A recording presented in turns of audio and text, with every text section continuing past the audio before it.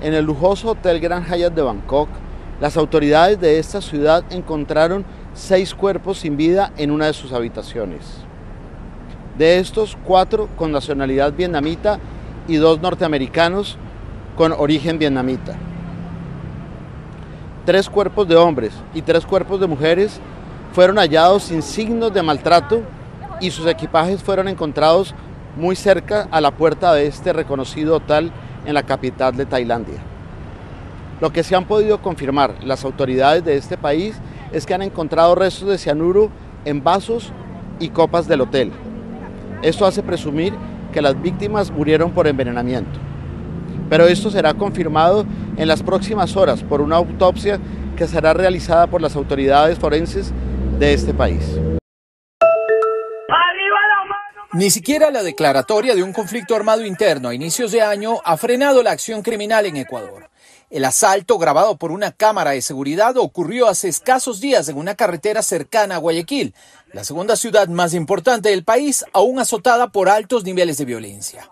El gobierno insiste en que las operaciones militares y policiales han reducido la acción de las bandas a 7 de las 24 provincias.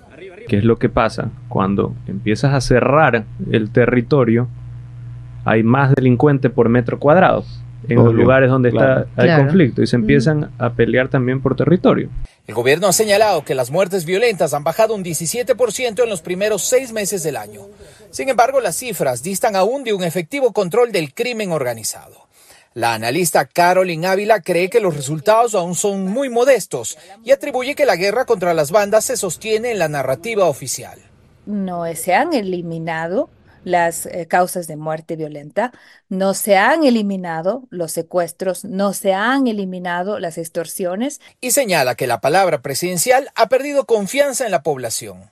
Si es que no cuidan el valor de la palabra, así tengan resultados de ingestión que quieran comunicar, las dudas que deja la palabra presidencial no le van a permitir llegar adecuadamente a la población. Un reciente estudio de opinión elaborado por la empresa Click Research determinó que el 46% de ecuatorianos cree que sus principales problemas son la delincuencia, el sicariato y el narcotráfico. Desde Quito, este fue un informe de Néstor Aguilera, La Voz de América, para Telearuba.